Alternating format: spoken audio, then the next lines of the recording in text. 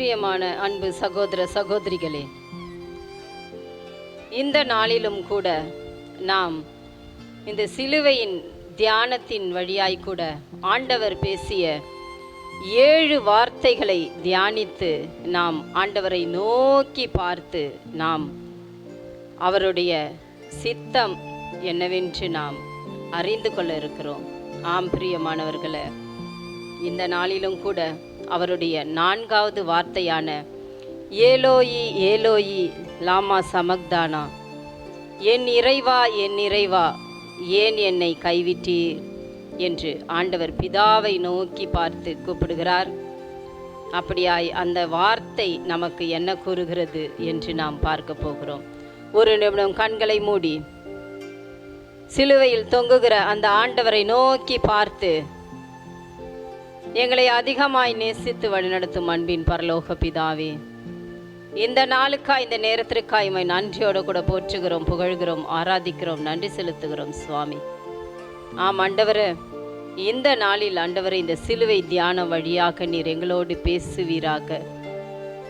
நீர் ஆண்டவரே பிதாவினிடத்தில் பேசின வார்த்தைகளை ஆண்டவரே இந்த நாளில் நாங்கள் பேசி கேட்டு ஆண்டவரே அதன் வழியாய் நீர் எங்களுக்கு என்ன சொல்ல இருக்கிறீர் என்று ஆண்டவரே நாங்கள் கண்ணோக்கி பார்க்கிறோம்.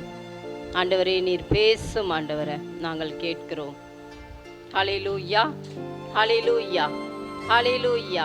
பிரியமானவர்களே, இந்த நாளிலும் கூட ஆண்டவர் நம்மோடு பேசுகிற வார்த்தை மத்தேயு 27:46 வார்த்தைகள். என் இறைவா என் இறைவா ஏன் என்னை கைவிட்டீர்.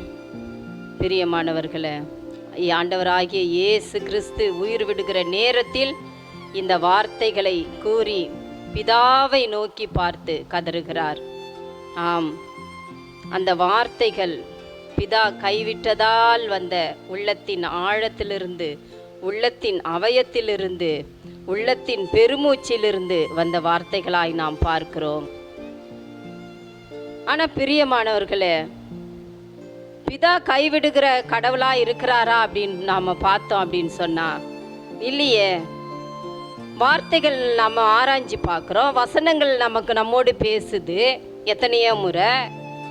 நான் உன்னை விட்டு விலகுவதும் இல்லை, உன்னை கைவிடுவதும் இல்லை என்ற வார்த்தை சொல்லுத. ஆனால் இங்கே ஆண்டவராகிய இயேசு கிறிஸ்து சொல்றாரு, என் இறைவா என் இறைவா ஏன் என்ன கைவிட்டீர். அப்போ பிதாவினுடைய சித்தத்திற்கு தம்மை ஒப்பு கொடுத்திருக்கிறார். ஆனாலும் கூட அவருடைய அந்த உள்ளார்ந்த மனத்திலிருந்து உரிமையான அந்த தகப்பனை நோக்கி பார்த்து அவர் கேட்கிறார். இன்னைக்கு கூட நம்ம பலவிதமான காரியங்களுக்காக என்ன பண்றோம், ஆண்டவரை நோக்கி பார்த்து, ஆண்டவரே நீ எங்களை கைவிட்டுட்டியா, அந்த ஒரு புலம்பல், ஒரு ஆதங்கம், ஒரு வெறுமை, ஒரு கைவிடப்பட்ட நிலை, ஒன்றுமில்லாத நிலையில இந்த கேள்வி அநேக நேரத்தில் நாம் ஆண்டவராகிய இயேசுவை பார்த்து நம்ம கேட்டிருக்கிறோம். உரிமையோட கேட்டிருக்கிறோம், பயத்தோட கேட்டிருக்கிறோம், கவலையோட கேட்டு இருக்கிறோம், அவலத்தோட கேட்டிருக்கிறோம், பரிதவிக்கப்பட்ட நிலையில கேட்டிருக்கிறோம். ஆனாலும் கூட ஆண்டவராகிய இயேசு கிறிஸ்து கேட்கிற விதத்திற்கும் கேட்கிற நிலைக்கும் அவருடைய பரிசுத்தத்திற்கும் அவருடைய கையளிப்புக்கும் நம்முடைய கேள்விக்கும் வித்தியாசம் இருக்குது. அவர் தன்னையே ஒப்பு கொடுத்தாரு. பிதாவின் சித்தம் அவருக்கு தெரியுது, தன்னை பிடிக்க வராங்க, தன்னை கொல்ல போறாங்க அப்படின்னு தெரியுது. அந்த நேரத்தில் அவர் பிதாவை நோக்கி பார்த்து ஜெபம் பண்ணுறாரு, விழுத்திருந்து ஜெபம் பண்ணுறாரு. ஆனாலும் கூட அவர் என்ன பண்ணலை, திரும்ப திரும்ப புலம்பலை அவர்கிட்ட. ஏன் நான் உனக்காக பிறந்தேன்னு, என்னை மக்களுக்காக பிறக்க வச்சிங்களே, நான் இவ்வளோ அற்புத அதிசயங்கள் செஞ்சேனே, நான் உங்கள் மகன் தானே, என்னை காப்பாற்றுங்க அப்படின்னு சொல்லிட்டு தன்னை காப்பாற்றிக்கிறதுக்கு அவரு முயற்சி பண்ணலை. தகப்பனுடைய சித்தம் எதுவோ அது நடக்கட்டும்னு சொல்லிட்டு அமைதலாயிருந்தார். எல்லா அவமானங்களையும் ஏற்றுக்கொண்டார், எல்லா துக்கங்களையும் சுமந்து கொண்டார். எல்லா விதமான, அதற்கு மேலா எல்லா விதமான உடலினால் ஏற்பட்ட, உள்ளத்தினால் ஏற்பட்ட பாடுகள், அவமானங்கள், காயங்கள், உயிர் போகிற நிலையிலும் கூட அவர் தன்னை கையளித்தார். ஹல்லேலூயா, ஹல்லேலூயா, ஹல்லேலூயா. இந்த நாளிலும் கூட நாம் இந்த பாடுகளைத்தான் தியானிக்கிற நாளாய் நமக்கு திருச்சபை கொடுத்திருக்கிறது. இந்த வார்த்தைகள், அவருக்கு சிலுவை அடியில் பேசின அந்த 7 வார்த்தைகளை மீண்டும் மீண்டும் மீண்டுமாய் ஒவ்வொரு சிலுவை பாதையிலும், ஒவ்வொரு இந்த நாட்களில், இந்த 40 நாட்கள் நடக்கிற ஒவ்வொரு தியானங்களிலும், ஒவ்வொரு திருப்பலியிலும் நாம் மீண்டும் மீண்டும் மீண்டுமாய் நாம் கேட்கிறோம். திருச்சபை நமக்கு குருக்கள் வழியாய், சகோதரர்கள் வழியாய், இறை ஊழியர்கள் வழியாய் இந்த வார்த்தைகளை நமக்கு நினைவுபடுத்துகிறது. ஏனென்றால் நம்முடைய வாழ்க்கையில் ஆண்டவருடைய சித்தத்தை நாம் எப்படி ஏற்றுக்கொள்கிறோம், எப்படி நம்மை கையளிக்கிறோம், எப்படி அவருடைய அந்த பாடுகளை நாம் மீண்டுமாய் மீண்டுமாய் நம்முடைய வாழ்க்கையில் புதுப்பித்து அதற்கு நம்முடைய வாழ்க்கை எப்படி மாற்றுகிறோம் என்று இந்த திருச்சபை நமக்கு இந்த நாட்களை கொடுத்திருக்கிறது. பிரியமானவர்களே, இந்த வார்த்தைகளை நாம் தியானிக்கும் பொழுது, சிலுவை அடியில் நாம் நிற்கும் பொழுது, அவருடைய பாடுகளை நாம் ஆராய்ந்து நாம் தியானிக்கும் பொழுது, வெறும் அது ஒரு சடங்காச்சாரமாய் முடியாதபடிக்கு ஆண்டவர் கொடுத்த வார்த்தைகள், ஆண்டவர் பேசின வார்த்தைகள், அவருடைய பாடுகள் மீண்டும் மீண்டும் மீண்டுமாய் நமக்கு அறிவுறுத்துவது பாவங்களிலிருந்து மனம் திரும்புதல். அதற்கு முயற்சிப்பான இந்த 40 நாட்கள், ஒவ்வொரு வருடமும் இந்த 40 நாட்களை நாம் கடந்து செல்கிறோம். நம்முடைய வாழ்நாட்களில் எத்தனை வருடங்கள் இந்த சிலுவை தியானத்தை நாம் தியானித்திருப்போம், இந்த வார்த்தைகளை எத்தனை முறை நாம் கேட்டிருப்போம். ஆனாலும் அப்படியே மறுத்து போன நிலையில் இருக்கிறோமா? மனம் மாறாத நிலையில் இருக்கிறோமா? கேட்ட செவிகள் அடைக்கப்பட்ட நிலையில் இருக்கிறோமா? யோசித்து பார்ப்போம். நாம் எத்தனை முறை புலம்பி இருக்கிறோம்? நம்மளுடைய சோதனை நாட்கள்ல, நம்முடைய வேதனை நாட்கள்ல, கண்ணீர் இல்லை, வேதனை இல்லை, துக்கத்துல எத்தனை நாள் ஆண்டவரே நான் கதறது உங்களுக்கு கேட்கலையா? நான் அழுவுறேனே, நான் இந்த பாடுகள் படுறேனே, நான் எந்த பாவம் செஞ்சேன் அப்படின்னு சொல்லிட்டு நம்ம என்ன பண்றோம்? தைரியமா கேள்வி கேட்கிறோம். கடவுளை தைரியமா கேட்கிறோம். நம்ம ஒவ்வொரு நாளும் தவறுறோம். அவர் சித்தத்தின்படி வாழறோமா? அவருடைய கட்டளைகளை ஏற்றுக்கொண்டு இருக்கிறோமா? அவருடைய பிரமாணிக்கத்தை கை கொள்றோமா? பார்த்தா இல்ல. ஒவ்வொரு நாளும் நாம பாவிகளா தான் வாழ்ந்திருக்கிறோம். நாம பரிசுத்தமா இருந்த பொழுது தான் அவர் நம்மளை தேர்ந்து கொண்டாரா? நம்மளை ஏற்றுக்கொண்டாரா? இல்ல. பாவிகளா இருந்த பொழுதே நம்மை ஏற்ற கடவுள் தான் நம் கடவுள். ஆனால் பரிசுத்தமாய் பிறந்து பரிசுத்தமாய் வாழ்ந்தவர் கேட்கிறார், என் நிறைவா, என் நிறைவா, ஏன் என்னை கைவிட்டீர் கேட்கிறாரு. ஆனாலும் கூட அவருடைய பிதாவின் சித்தத்திற்கு தன்னை ஒப்பு கொடுக்கிறார். அதற்கு மேலாய் அன்னை மரியாளை நாம் நோக்கி பார்ப்போம். அவருடைய வாழ்க்கையில கூட பிதாவின் சித்தத்திற்கு தானே அவங்க தன்னை கையளிச்சாங்க. ஆண்டவரே இது எப்படி நடக்கும்னு ஒரு வார்த்தை கேட்குறாங்க. ஆனால் தூதர் என்ன சொல்கிறாரு? இது கடவுளால் ஆகாதது ஒன்றுமில்லை. அந்த வார்த்தை கேட்டோன்னே ஆண்டவரே நான் உமக்கு அடிமை ஒப்பு கொடுக்குறாங்க. உலகத்தில் எந்த பெண்ணுக்கும் நடக்காதது நடக்குது. அந்த காலத்தில் ஏற்றுக்கொள்ளாத ஒரு நிகழ்ச்சி, ஏற்றுக்கொள்ளாத ஒரு செயல். எந்த வயதுக்கு வந்த பெண்ணும் அந்த நாட்களில் தைரியமாய் ஒரு கருவை சுமக்க முடியாது. அப்பேற்பட்ட நாட்களில் தைரியமாய், எந்த தைரியம் அவங்களுக்கு இருந்தது? மனுஷனுக்குரிய தைரியமா? இல்லை. தான் பரிசுத்தமாக வாழ்ந்த பரிசுத்த தைரியம் அவர்களுக்குள்ளாய் அந்த ஒரு நிலையை ஏற்றுக்கொண்டாங்க. பிதாவின் சித்தத்திற்கு தன்னை கையளிச்சாங்க. ஆனாலும் கூட அந்த மகனை இழக்கிற நிலைமை, அவமானப்படுகிற நிலைமை, ஒரு ஜனமே வேடிக்கை பார்க்குது, ஒரு ஜனமே கேலி பண்ணுது. மகனை அடிக்கிறாங்க, மகனை கொல்றாங்க, மகனுடைய சாவை மடியில ஏந்துறாங்க, சிலுவையில தொங்குறத நின்று பார்க்குறாங்க. ஆனாலும் பிதாவை கேள்வி கேட்டாங்க. நம்ம வேதத்துல வாசிக்கிறோமா? எந்த திரைப்படத்திலாவது இந்த இயேசுனுடைய இந்த பாடுகளின் திரைப்படத்துல நாம பார்த்துருக்கிறோமா? அன்னை மரியாள் கேள்வி கேட்டாங்க. நான் உமக்கு சித்தப்படி வாழ்ந்தேனே, நான் பரிசுத்தமா இருந்தேனே, நான் எல்லாத்தையும் இழந்து இருந்தேனே அப்படின்னு கேள்வி கேட்குறாங்களா? இல்லை. அவங்க ஒரு கேள்வியும் கேட்கல. அந்த கடைசி நேரங்களில் கூட தன்னை என்ன பண்ணுறாங்க? ஒப்பு கொடுக்குறாங்க. பிதாவின் சித்தத்திற்கு ஒப்பு கொடுத்து அமைதியா எல்லாத்தையும் உள்ளத்துல வச்சு தியானிச்சாங்க. முதல் ஆண்டவரை சுமக்கும் பொழுது எப்படியா நான் அடிமைன்னு ஏற்றுக்கொண்டு எல்லாத்தையும் உள்ளத்தில் வைத்து தியானித்தார்கள் என்று நாம் வேதத்தில் பார்க்குறோம். அதே அமைதி ஆண்டவர் இறக்கும் பொழுதும் அதே ஒரு பரிசுத்தத்தை கை கொண்டாங்க. அந்த பரிசுத்தத்தை கை கொள்றதுல அவங்க கிட்ட எந்த ஒரு வித்தியாசமும் இல்லை.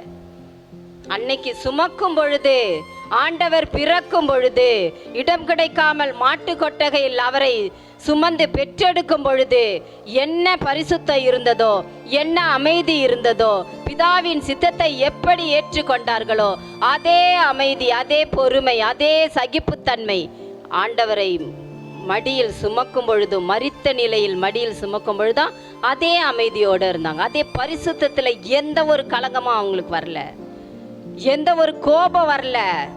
நான் இந்த நிலையில இருக்கிற ஊரே என்னை வேடிக்கை பார்க்குத, எல்லா ஜனங்களும் என் பிள்ளைய காரி துப்புத, எல்லாரும் அடிக்கிறாங்களே, துணி இல்லாம நிக்க வைக்கிறாங்களே, ஏதாவது அவங்களுக்குள்ள அந்த ஒரு வேதனை வந்து கோபமா மாறுச்சான்னு பார்த்தா இல்லை. இன்னைக்கு நம்மளுடைய நிலையை நாம் யோசித்து பார்ப்போம். சிலுவை அடியில் நாம் ஒவ்வொரு நாளும் இந்த பாடுகளின் நாட்களில் நிற்கிறோம், சிலுவை பாதை செய்கிறோம். நம்முடைய வாழ்க்கையில் அநேக வேதனைகள் இந்த நாட்களில் வருகிறது. ஆனால் நம்முடைய உள்ளம் புலம்புகிறது. ஆண்டவரை போல நம்ம கேள்வி கேட்குறோம், கடவுளே எங்களை நீங்கள் கைவிட்டுட்டீங்களா? நான் கதறேனே, இந்த வியாதியில் நான் அவஸ்தைப்படுறேனே, ஏன் என்னை இன்னும் உயிரோட வச்சிருக்கிறீங்கன்னு கேட்குறோம். இந்த பண தேவையால் நாங்கள் அவமானப்படுறோமே, ஏன் இந்த நெருக்கம்னு கேட்குறோம். ஆனாலும் கூட ஆண்டவருடைய சித்தம்னு ஒன்று இருக்குது. வார்த்தைகள் சொல்லுது, உங்களுடைய எண்ணங்கள் என்னுடைய எண்ணங்கள் அல்ல, அவை தீமைக்கு ஏதுவானது அல்ல அப்படின்னு சொல்லியிருக்கிறாரு. பிரியமானவர்களை, இந்த நாட்களில் அந்த ஆண்டவருடைய பொறுமையை கேட்டு நாம் ஜெபிப்போம், பொறுமைக்காக நம்ம ஒப்பு கொடுப்போம். வேதத்தில் பார்த்தோம் அப்படின்னு சொன்னால் யோபனுடைய நிகழ்ச்சியை பார்க்கலாம், யோபனுடைய பாடுகளை பார்க்கலாம். பாருங்க, இந்த நாளில் நம்மளுக்கு பாடுகள் வருது தான், துன்பங்கள் வேதனைகள் வருது தான். ஆனால் யோபு இழந்த அளவுக்கு வருதா? பிள்ளைகளை இழந்த நிலை, சொத்து சொகத்தை இழந்த நிலை, எல்லாவற்றையும் இழந்த நிலை, கடைசியில் தன்னுடைய உடலிலோ சுகமில்லாத நிலை. மனைவி கேலி பண்ணுறாங்க, இந்த மாதிரி நீ இருக்கிறதுக்கு நீ செத்து போகலாம், பைத்திய மாதிரி இருக்கிறியன்னு கேள்வி கேட்குறாங்க, கேலி பண்ணுறாங்க மனைவி. ஆனாலும் யோபு இருந்த நிலையில் சொல்கிறாரு, ஆண்டவர் கொடுத்தாரு, ஆண்டவர் எடுத்துக்கொண்டாரு. ஹல்லேலூயா, ஹல்லேலூயா, ஹல்லேலூயா. அந்த நிலையில் கூட யோபு என்ன பண்ணலை, ஆண்டவரை பார்த்து ஆண்டவரே எடுத்துக்கொண்டீங்களேன்னு சொல்லிட்டு கதர்னாரா? ஆண்டவர் கொடுத்தாரு, எடுத்துக்கொண்டாரு. யோபு 5:18 வார்த்தைகள் சொல்லுது, காயப்படுத்தினாலும் கட்டு போடுபவர் அவரே, அடித்தாலும் ஆற்றுகின்றவர் அவரே. நம்மளால இந்த உலகத்துல வேற எந்த மனுஷங்கிட்டயோ வேற எந்த சக்தி கிட்டையும் போய் நம்ம ஆறுதலை பெற முடியுமா? நம்மளுடைய பாவங்களுக்கு மன்னிப்பு கேட்க முடியுமா? நம்மளுடைய துன்பங்களுக்கு விமோசனை எந்த கடவுளாலையும், எந்த உலக மனிதர்களாலையும், எந்த சக்திகளாலும் கொடுக்க முடியுமான்னு பார்த்தா கிடையவே கிடையாது. ஆண்டவராகிய இயேசு கிறிஸ்துவால மாத்திரம்தான் அது நடக்கும். அவர் மாத்திரமே நமக்காய் பரிந்து பேசுகிறவராயிருக்கிறார். அவர் மாத்திரமே நம் பாவங்களை மன்னிக்கிறவராயிருக்கிறார். அவர் மாத்திரமே நாம் வாழ்கிற பாவ நிலையில் நம்மை அன்பு செய்கிற கடவுளாயிருக்கிறார்.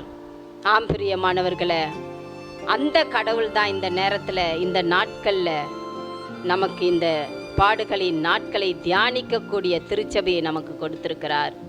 ஆண்டவரை நோக்கி நாம் பார்க்கிற மக்களாய் நாம் இருப்போம். அவருடைய சித்தத்திற்கு நாம் வாழ்வை ஒப்பு கொடுக்கிறவர்களாய் இருப்போம்.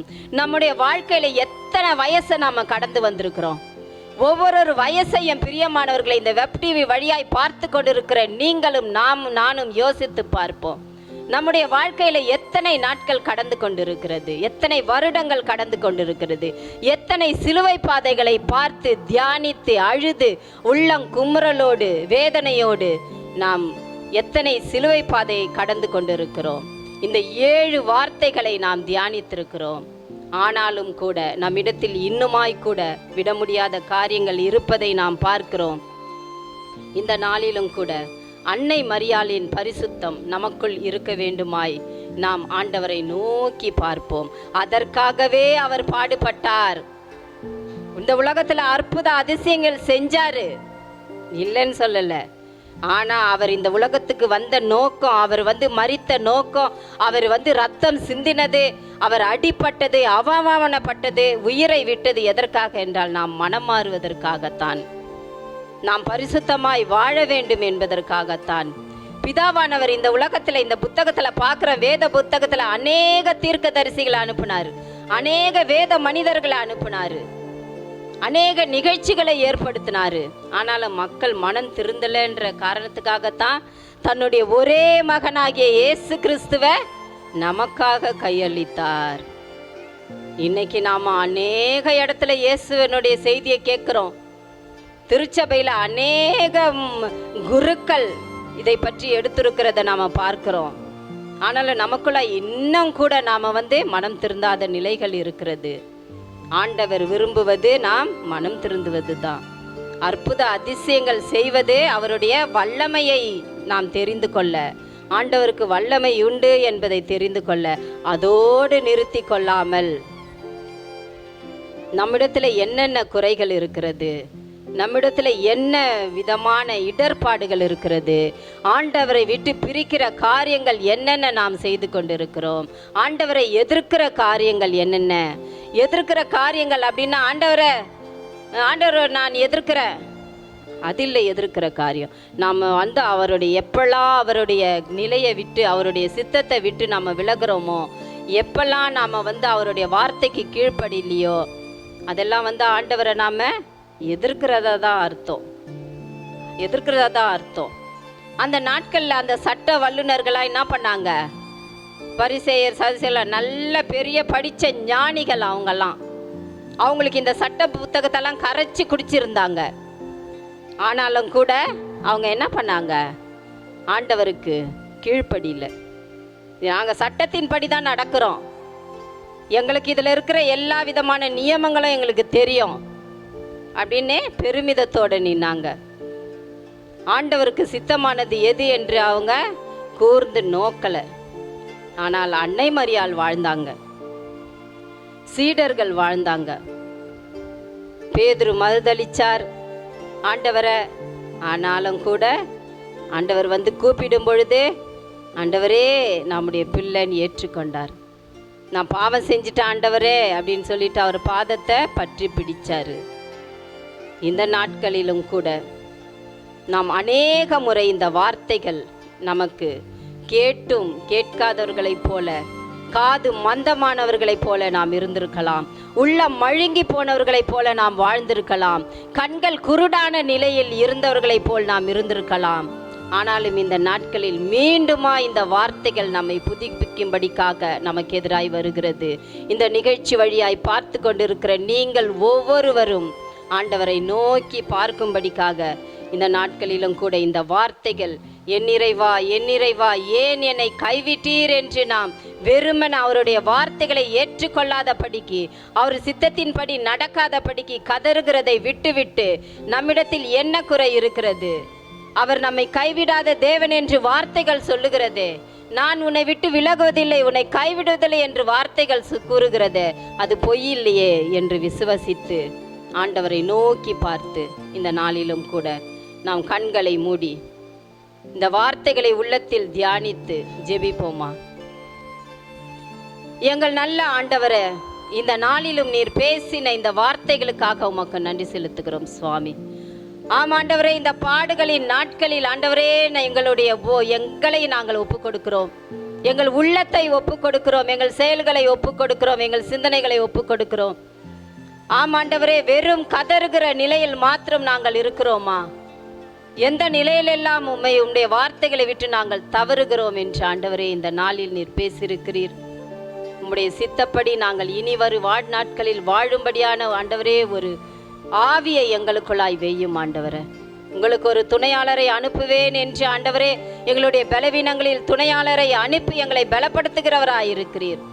அப்பேற்பட்ட பரிசுத்த ஆவியானவர் எங்களை பலப்படுத்தி இந்த வார்த்தைகளுக்கு ஏற்றபடி நாங்கள் நடக்கிற வல்லமினால் எங்களை நிரப்பும்படி ஜெபிக்கிறோம். அப்படியே நீ செய்வீர், அதற்காய் நன்றி செலுத்துகிறோம். இயேசுவின் மூலம் ஜெபிக்கிறோம் எங்கள் நல்ல பிதாவே. ஆமேன், ஆமேன், ஆமேன்.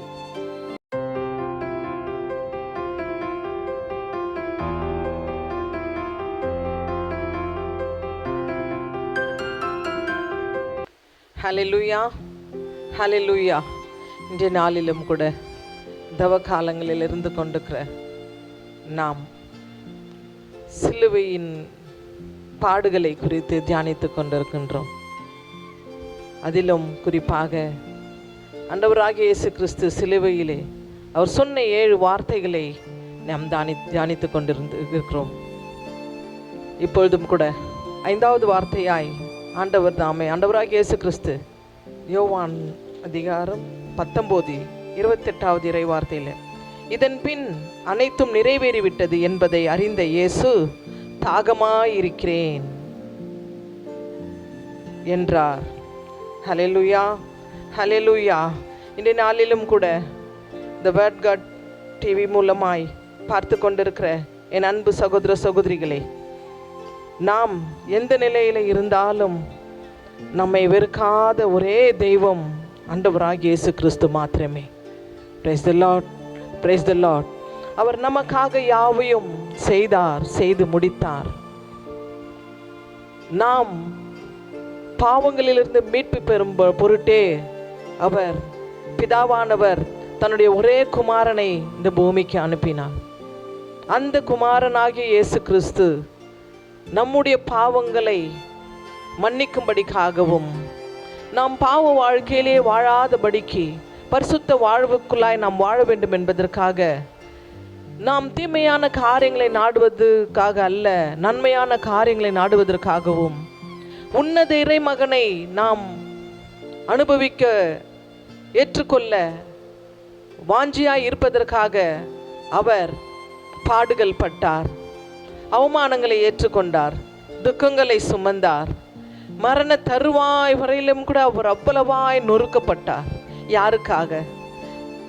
இதை பார்த்து கொண்டிருக்கிற அன்பு சகோதர சகோதரிகளே, உங்களுக்காகவும் எனக்காகவுமே அவர் இப்பூமிக்கு கடந்து வந்து எல்லாவித நிலையிலும் அவர் தன்னையே தாழ்த்தி வெறுமையாக்கி தன்னுடைய பிதாவின் சித்தத்தை நிறைவேற்றும்படிக்காய் அவர் இந்த பூமிக்கு இறங்கி வந்தார்.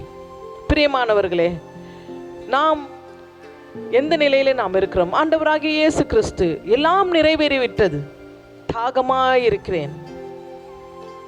அவர் எந்த தாகத்தை குறித்து அவர் அந்த இடத்துல சொல்லப்படுகிறார் என்றால், அநேக ஆத்துமாக்கள், அநேக ஜனங்கள் என் அண்டை வர வேண்டும், நான் கொடுக்கிற நிலை வாழ்வை அவர் சுதந்திரித்துக் கொள்ள வேண்டும் என்பதற்காக அவர் இன்னுமாய் தாகமாய் இருக்கிறேன் என்று அவர் சொல்லுகிறார். அவர் சாதாரணமான அவர் தாகத்தை தண்ணீர் தாகமோ அதல்ல, ஆத்ம தாகம், ஆத்ம பாரம். இந்த ஜனங்கள் கெட்டழிந்து பாதாளத்திற்கு போவது என்னுடைய விருப்பம் அல்ல, எல்லோரும் நிலை வாழ்வு பெற வேண்டும் என்பது ஒரே விருப்பத்திற்காக தான் ஆண்டவராகிய இயேசு கிறிஸ்து பிசாசின் பிடியிலிருந்து நம்மை மீட்க இறங்கி வந்தார். ஒவ்வொரு நாளும் நாம் வாழ்கின்ற வாழ்க்கை எப்படிப்பட்டதான ஒரு வாழ்க்கை? நாம் முழு மனதோடு ஆண்டவராகிய இயேசு கிறிஸ்துவை வாஞ்சையாய் தாகமாய் வாஞ்சிக்கிறோமா? இல்லை. அவருடைய ஒரே தாகமானது நாம் எல்லோரும் அவர் அண்டை நாம் கடந்து வர வேண்டும் என்பதுதான். அவரை முழுவதுமாய் சுதந்திரித்துக் கொள்ள வேண்டும் என்பதுதான். அவர் கொடுக்கிற அனைத்து ஆசீர்வாதங்களும், அவர் கொடுக்கிற அனைத்து சமாதானத்தையும் நாம் பெற்றுக்கொள்ள வேண்டும் என்பது அவருக்கு தாகமாக இருக்கிறது என்று சொன்னார். என் பிள்ளைகள் அப்பத்திற்கும் தண்ணீருக்கும் இறைஞ்சி திரிவதில்லை, என்னை நோக்கி பார்க்கிறவர்களை ஒரு நாளும் நான் புறம்பே தள்ளினதில்லை, என்னை நோக்கி பார்க்கிறவர்களை அவர்கள் வெட்கப்பட்டு போனதில்லை. ஆம் என் பெண் பிரியமானவர்களே, அவர் எவ்வளவு ஆறுதல் நிறைந்த வார்த்தைகளை அவர் சொல்லுகிறார். அவர் மீது தாகம் கொண்டு உள்ளவர்களாய் என் ஆண்டவர் மாத்திரமே போதும், என் ஆண்டவராகிய இயேசு கிறிஸ்து மாத்திரமே போதும் என்னுடைய வாழ்க்கையிலே. அவர் வந்தால் நான் நிறைவு பெறுவேன். அவர் என்னிடத்தில் இருந்தால் என்றால் நான் சந்தோஷம் அடைவேன். அவர் என்னிடத்தில் இருந்தால் என்றால் எனக்கு எக்குறையும் இல்லை. நான் அவரோடு இருக்க வேண்டும். அதே யோவான் 15:7 கூட நாம் வாசிக்கிறோம், நீங்கள் என்னுள்ளும் என் வார்த்தைகள் உங்களுக்குள்ளும் நிலைத்திருந்தால் நீங்கள் விரும்பி கேட்பது எதுவோ அது உங்களுக்கு கிடைக்கும் என்று. நாம் இவ்வுலக வாழ்வுக்கு மாத்திரம் வாழ்வோம் என்றால் நாம் பரிதாபத்திற்குரியவர்கள் ஆவோம் என்று நாம் வேதத்திலே பார்க்கிறோம். இவ்வுலக வாழ்வு அழிந்து போகின்ற வாழ்வு. இவ்வுலக வாழ்வு ஒரு மேலோட்டமான ஒரு வாழ்வுதான். நாம் மேலுலக வாழ்வுக்கு வாஞ்சிக்க வேண்டும். அதுதான் ஆண்டவராகிய இயேசு கிறிஸ்துக்கு பிரியமானதொன்று. மேலுலக வாழ்வு, பரலோக வாழ்வு, நிலை வாழ்வு, என்றென்றைக்கும் என் ஜனங்கள் என் பிள்ளைகள் என்னோடு கூட இருக்க வேண்டும் என்பது ஒரே பிரியம் தான் ஆண்டவராகிய இயேசு கிறிஸ்து. அதற்காக தான் சொல்லுகிறார், நான் தாகமாயிருக்கிறேன். பசி தாகமோ, உணவு தாகமோ, ஆடை தாகமோ, பண தாகமோ அதல்ல. இன்றைக்கு நாம் எப்படியாய் வாழ்ந்து கொண்டிருக்கிறோம் என்றால் உலகத்தின் மீதான தாகத்தை தான் கொண்டவர்களாய் இருக்கின்றோம். இந்த உலகம் நமக்கு ஒன்றுமே கொடுக்காது. இந்த உலகத்திற்கு நாம் உழைத்தால் மாத்திரமே தான் நாம் உண்ண முடியும். உண்டால் அன்றன்றைய நாட்களுக்கு அன்றன்றைக்கான காரியங்களை தான் செய்ய முடியும். அதையும் தாண்டி மத்தேயு 4:4 கூட நாம் வாசிக்கிறோம், மனிதன் அப்பத்தினால் மாத்திரம் அல்ல, ஆண்டவருடைய ஒவ்வொரு வார்த்தைகளினால் அவர் உயிர் வாழ்கிறான். நாம் என்ன சாப்பிட்டோம், என்ன செஞ்சோம், அதல்ல நம்முடைய வாழ்வு.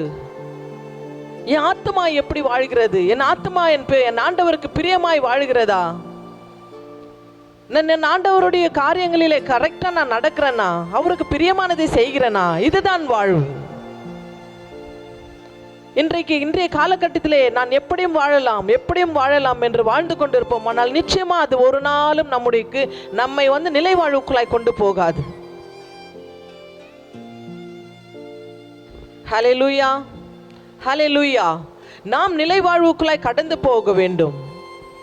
கிறிஸ்துவை விரும்புகிறோம், இயேசுவை ஏற்றுக்கொள்கிறோம், இயேசுவை ஆராதிக்கிறோம், இயேசுவை மகிமைப்படுத்துகிறோம். ஆனால் அதோடு நின்று விடாதபடிக்கு என்னுடைய வாழ்க்கை அவருக்கு ஏற்ற வாழ்க்கையா இல்லை. அதற்காக தான் ஆண்டவராகிய இயேசு கிறிஸ்து சொல்லுகிறார், கடைசியாக அவர் சொல்றார், நான் தாகமாயிருக்கிறேன், எல்லாம் நிறைவேறிவிட்டது. பிசாசின் பிடியிலிருந்து நம்மை மீட்டு கொண்டார். தன்னுடைய சொந்த இரத்தத்தை சிந்தி நம்மை பிசாசின் பிடியிலிருந்து மீட்டு கொண்டார். Price the Lord, praise the Lord. அப்படிப்பட்ட ஒரு உன்னத தெய்வத்திற்கும் உன்னத கடவுளுக்கும் நாம் எத்தனை உண்மை உள்ளவர்களாய் இருக்கின்றோம்? மேலோட்டமான ஒரு வாழ்வா? இல்லை, என் ஆண்டவராகிய இயேசு கிறிஸ்துவின் படி நான் வாழ விரும்புகிறேன். ஹல்லேலூயா, ஹல்லேலூயா. அதை தான் ஆண்டவராகிய இயேசு கிறிஸ்து சொல்றார், நீங்க என்ன பண்ணுங்க, என்னுடைய கட்டளையின்படி நடங்க, என்னை கேட்டார் போல் நீங்கள் வாழுங்கள். அவர் நம்மை தேடி வருகிற தெய்வம், நாம் அவரை தேடுவது கிடையாது. அவர் நம்மை தேடி வருகிற தெய்வமாக இருக்கிறபடினாலே தான் இன்றைக்கு நீங்களும் நானும் ஜீவனோடு கூட இருந்து கொண்டு வாழ்ந்து கொண்டு இருக்கின்றோம். அப்படிப்பட்ட அன்பு நிறைந்த இரக்கம் மிகுந்த கடவுள் தான் நம்முடைய கடவுள். இவர் கொடுக்கின்ற ஒரு இலவசமான ஒரு மீட்பு, இலவசமான ஒரு ஆசீர்வாதத்தை ஏன் நாம் பெற்றுக்கொள்ள தயங்குகின்றோம்? இன்றைய காலகட்டத்தில் உலக மாயைகள், உலக கவர்ச்சிகள், ஒரு சிலருக்கு எடுத்துக்கொள்ளணும் பணத்தின் மீது தாகம், இன்னும் இன்னும் இன்னும் எனக்கு பணம் வேண்டும், இன்னும் பணம் வேண்டும். ஒரு சிலருக்கு வீடுகள். எனக்கு தெரிஞ்ச ஒரு சகோதரர், அவங்க வீடுகள் வாங்கி வாங்கி கட்டிக்கொண்டே ஒவ்வொரு இடங்களையா வீடுகளை கட்டிக்கொண்டே போய் கொண்டிருக்கிறார்கள். அவர்களுக்கு 2 பிள்ளைகள் தான். தாகம் எதன் மேல் இருக்குது பாருங்க? வீடுகளை வாங்கி வாங்கி கட்ட வேண்டும் என்ற தாகம், நகைகள் தாகம், உடைகள் தாகம், இப்படிப்பட்டதான உலக மாயைகள் கவர்ச்சிகளில் மீது தான் நம்முடைய தாகம் இருந்து கொண்டிருக்குது ஒழிய நம்மை படைத்த நம்மை உண்டாக்கின உன்னத தெய்வத்தின் மீது நம்முடைய தாகம் இருந்து கொண்டிருக்கிறதா? இல்லை. அதை தான் இங்க சொல்லுகிறார், நான் தாகமாயிருக்கிறேன். இந்த தாகத்தை தீர்ப்பதற்கு யார் வர வேண்டும்? நீங்களும் நான் தான் வர வேண்டும். ஆண்டவராகிய இயேசு கிறிஸ்துவின் தாகத்தை தணிப்பதற்கு நாம தான் போகணும். நாம போகணும். அவருக்கு அதுதானே தாகம். என் பிள்ளைகள் என்னிடத்துல வராதா அப்படின்ற ஒரு தாகம். அப்போ நாம தானே போகணும். பாருங்க, அந்த சமாரியா பெண், யோவான் 4வது அதிகாரத்துல இருந்து சமாரியா பெண்ணோட ஒரு கான்வர்சேஷன் நடக்குது. அந்த இடத்துல என்ன சொல்றாங்க, அவங்க ஆண்டவராகிய இயேசு தண்ணி கேட்கிறாரு. அந்த கான்வர்சேஷன் நம்ம எல்லாருமே படிச்சிருப்போம், தியானிச்சிருப்போம்.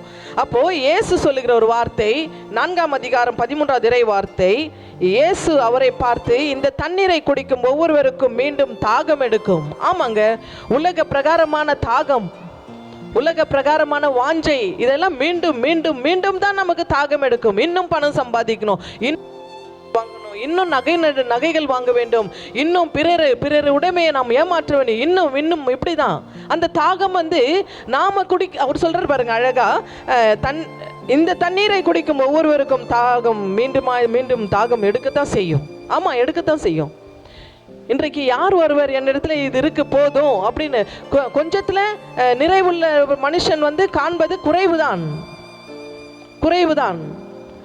அதுல நம்ம நிறைவு கொண்டோம் என்றால் நிச்சயமாக ஆண்டவர் எல்லாவற்றையும் நம்மை நிறைவாக்கி கொள்வார். அப்ப அதற்கு அடுத்த இறைவார்த்தை 14, நான் கொடுக்கும் தண்ணீரை குடிக்கும் எவருக்கும் என்றுமே தாகம் எடுக்காது. நான் கொடுக்கும் தண்ணீர் அதை குடிப்பதற்குள் பொங்கெழும் ஊற்றாக மாறி நிலைவாழ்வு அளிக்கும் என்றார். ஹல்லேலூயா, ஹல்லேலூயா. பாருங்க, அவரு சாதாரணமான தண்ணியை குடிக்கிறவங்களுக்கு திருப்பி நமக்கு தாகம் எடுக்கும் இல்லைங்களா? அப்போ பரிசுத்த ஆவியானவர் ஆண்டவராகிய இயேசு கிறிஸ்து மீது வாஞ்சித்து அவர் மீது தாகம் கொண்டு அவரை நாம் உள்வாங்கி கொண்டோம் என்றால் நமக்கு எந்த காலகட்டத்திலும் நமக்கு தாகமே எடுக்காது. ஏனென்றால் நிறைவானவர் நமக்குள்ளாய் கடந்து வரும்போது குறைவானது அகன்று போகும். அவர் எனக்குள் வந்துட்டு நிறைவான சந்தோஷம், எனக்குள்ள நிறைவான சமாதானம், எனக்குள்ள அவர் இருக்கிறார் என்றால் அவர் எனக்குள்ள இருக்கிற எல்லா வித ஆசீர்வாதங்கள் நான் பெற்றுக்கொள்வேன். அவர் எனக்குள்ள இருந்தால் என் பலவீனங்கள் மாறும். அவர் எனக்குள்ள இருந்தால் என் கோபம் தனியும். அவர் எனக்குள்ள இருந்தால் நான் மனிதர்களுக்கு முன்பாக அனைவருக்கு முன்பாய் நான் நிமிர்ந்து நிற்பேன். ஹல்லேலூயா, ஹல்லேலூயா. அப்போ பாருங்க, அப்போ அந்த தாகம் அவர் கொடுக்கிற தண்ணீரில் எப்பொழுதும் என்ன இருக்குமா, பொங்கி எழும் நீரூற்றாய் நிலைவாழ்வு அடைவதற்கான ஒரு நீரூற்று நமக்குள்ளாய் அது பொங்கி பொங்கி பொங்கி வழியும் என்று இறைவார்த்தை சொல்கிறது. Hallelujah, praise the Lord, praise the Lord. இந்த தண்ணீரை இந்த உன்னத இறை வார்த்தை மூலமாய் பரிசுத்த ஆவியின் வல்லமையினால் அவர் கொடுக்கும் தண்ணீராகிய பரிசுத்த ஆவியானவர் நமக்குள்ளாய் கடந்து வரும்போது என்றென்றைக்கும் தாகமே எடுக்காது என்று இறை வார்த்தை சொல்லுகிறது. ஹல்லேலூயா, ஹல்லேலூயா, பிரைஸ் தி லார்ட். அப்போ பாத்தீங்கன்னாக்கா அப்படி ஒன்றுதான ஒரு தாகம். திருப்பாடல்கள் 42:1-2 கூட நம்ம வாசிக்கிறோம். கலைமான் நீரோடையை பார்த்து வாஞ்சிப்பது போல என் இதயம் என் ஆண்டவரை நோக்கி வாஞ்சிக்கிறது என்று தாவீது அழகாக சொல்வார். அந்த கலைமான் தண்ணீரை பார்த்துச்சுன்னா என்ன பண்ணும், வாஞ்சிக்கும். தண்ணி இன்னும் நான் குடிக்கணும். அந்த தண்ணியை பார்த்துட்டாலுமே அதற்கு ஒரு பெரிய மகிழ்ச்சி. எல்லா இடங்களும் சுற்றி விட்டு வரும்பொழுது தண்ணீரை பார்க்கும்பொழுது, அந்த குளத்தை பார்க்கும்பொழுது அதுக்கு அவ்வளோ ஒரு மகிழ்ச்சி, அவ்வளோ ஒரு சந்தோஷம். தாகம், அது தாகத்தை தணிப்பதற்கு அந்த நீர் அதற்கு தேவை. என் தாகத்தை தணிப்பதற்கு இந்த நீர் கிடைத்து விட்டதே என் ஒரு பெரும் மகிழ்ச்சி அதற்கு.